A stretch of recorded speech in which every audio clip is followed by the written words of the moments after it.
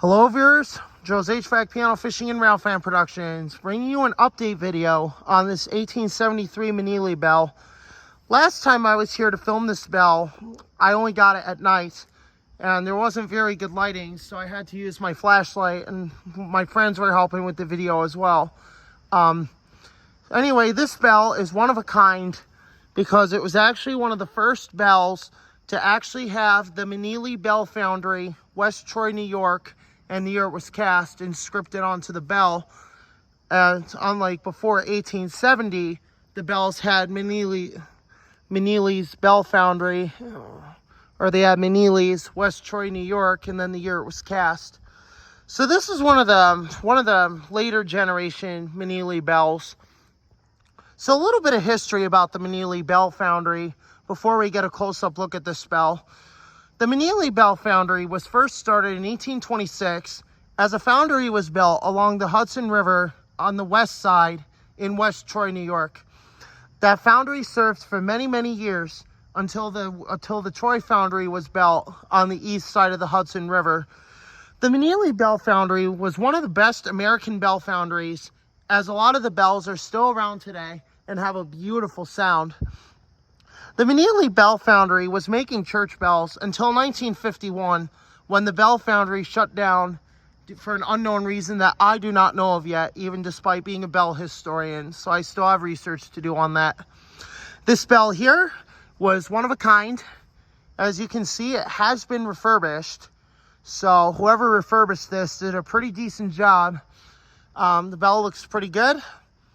There's no signs of cosmetic damage to the bell.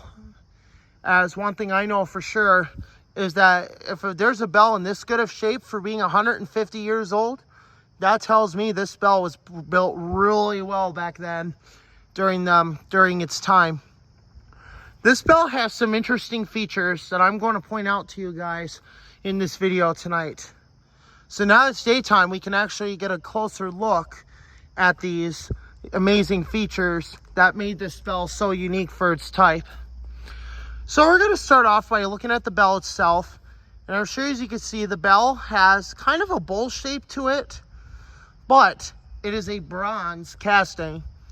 This bell has 78% copper and 22% tin until the 80-20 ratio was introduced in 1881. This bell here, is, like I said, is in pretty good shape. For being 150 years old, I am quite surprised that this bell is still in such good shape to this day. But then too, these bronze bells, they will last forever, which is one of the really nice things about them. This bell here sits on static display for the public to view. This bell here was cast a long time ago, and it is such an awesome sign that these bells were built so well that even today, this bell is still in existence well over a century later. So we're going to go ahead and take a look at some of the unique features of this bell that make it probably one of my new favorites to put on my favorite bells list. First of all, the bell is pretty much disassembled.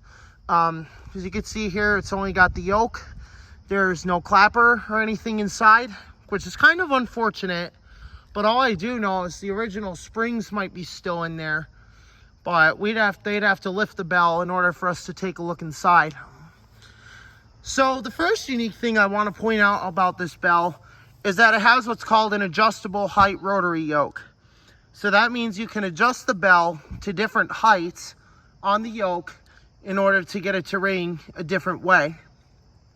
So these yokes, these tabs that you're looking at right here, were what allowed the bell's height to be adjusted in order to allow clearance for the hammer and clearance for the clapper.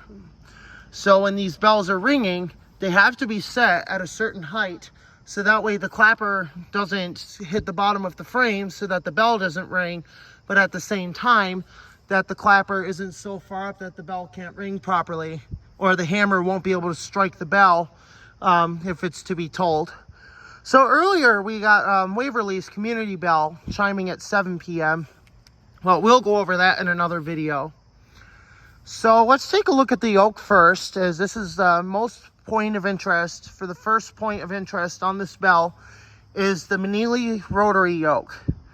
So that means this bell swings back and forth, which is probably one of the cool things about it, is that it's got a rotary yoke. Where this one was patented 1860. This was patented by the Meneely Bell foundry. And the rotary yoke allows for bells to be rung back and forth, while at the same time allowing for the bell to be rung smoothly, because back then they didn't have that. So the bells were kind of hard to ring. So when Meneely introduced the rotary yoke in 1860, that's what allowed the bells to be rung smoothly, so that they could be rung in peals by themselves, or they could also be tolled. One of the other cool things about this bell is that how the hardware is mounted. So if you take a look at this part of the bell here, you can see that the mounting hardware for the clapper is in fact still intact, which is kind of uncommon, because a lot of old bells on display like this usually don't find the mounting hardware still in the bell. So that's a possibility that the springs are still intact. So if we look carefully, we're gonna come up on here. If we look carefully on this bell, you can see that the bell consists of a screw shaft, a mounting bolt, and washers. So, and then you also have 2 mounting bolts on here in order to mount the yoke to the bell itself. This bell is relatively on the small side. I would say this bell is probably a 27-inch bell, if I'm not mistaken. So I'd have to measure it if possible. But you can see here, the bell is in pretty good shape all around. There's no signs of damage or anything like that. So yes, that's my Gatorade right there. I always take it with me when I'm out. Anyway, as you can see, there are absolutely no chips on the bell at all. So for the bell being 150 years old, this thing is still in almost mint condition. Oh, we got a tiny little chip right there. That's nothing major, so it really wouldn't be seen. So we actually got a couple little minor chips just from the aging of the bell. But yeah, this bell is one of a kind for having one of the first rotary yokes introduced by the Meneely Bell foundry. So if you're wondering what this hole is to allow for the bearing shafts to be installed, and they have to be lubricated with carbon or graphite.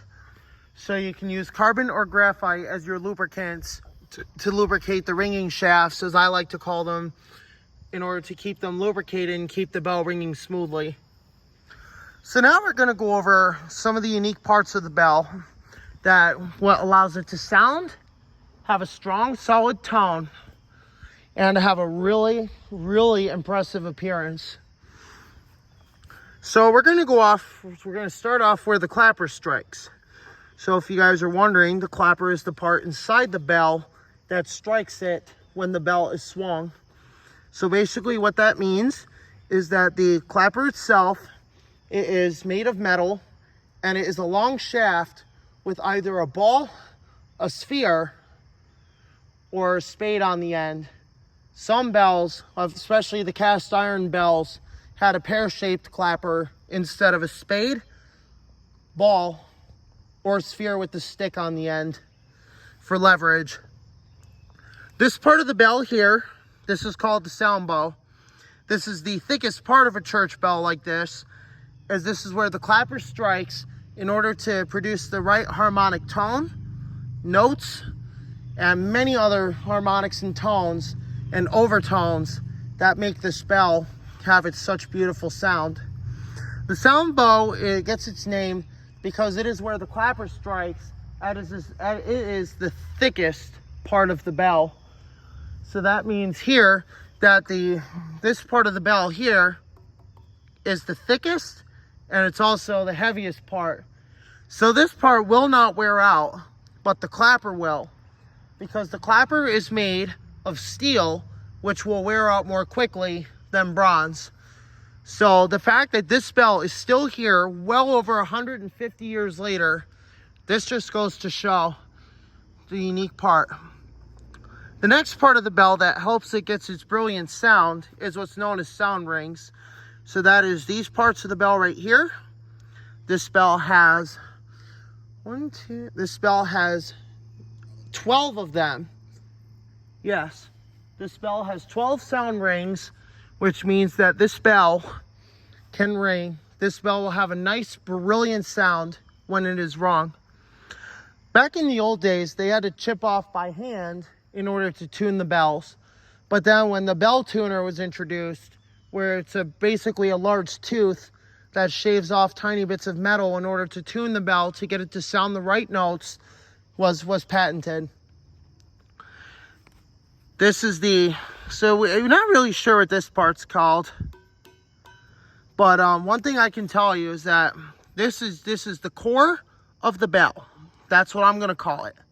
So I'm going to call this the core because this is where the core note of the bell is produced.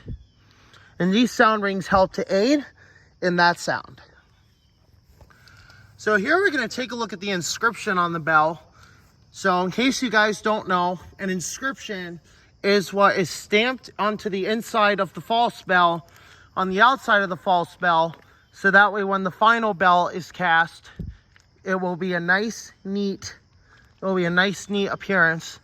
So back in the old days, when the Meneely Bell foundry did this, they used an individual stamp with the hammer in order to make it possible to inscribe.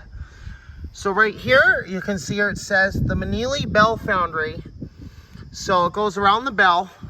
So this is the Meneely Bell foundry, which means this bell was cast in West Troy, New York, or Troy, New York, depending on how old the bell is. This bell being 150 years old, so it makes sense that this one was probably cast in West Troy, which it was. So this is the bell foundry right here, this one being Meneely. And then also on the bell, so basically your bell inscription consists of the manufacturer of the bell, also known as the bell foundry, the place of manufacturing, and then the year that the bell was cast. So here we got the Meneely Bell foundry, which is the manufacturer of this bell. It was cast by the Meneely Bell foundry, which was located in either Troy, New York or West Troy, New York, depending on what year the bell was cast. As you can see here, this one is a stamped yoke, because it's made of cast iron. So the inscriptions were actually stamped into the metal. This one here says patented October 1860. So that October 18th, 1860 was when the rotary yoke was patented. So you can see here, that is your manufacturer, so that's your bell foundry. And then your bell. So here is your place of manufacture. This bell being manufactured in West Troy, New York. And then the year of the bell being cast, which was 1873. So this bell is 150 years old. It's still in use to this day. Well, it's not in use anymore. It's on static display. But yeah, this is a beautiful bell. And I encourage anyone in the general public to come and view this bell, because it is a beauty and it is a historic one too. Thank you for watching this update video. And by the way, this bell is in Waverly, Pennsylvania. This is the updated video during the day. So anyway, I want to thank you for watching. Hope you enjoyed the video. Don't forget to like, comment, and subscribe, and we will see you for more. By the way, thank you for watching. And for those that have helped me with the other video, you will get shouted out. Thanks for watching. This video is brought to you by Joe's HVAC Piano Fishing and Rail Fan Productions.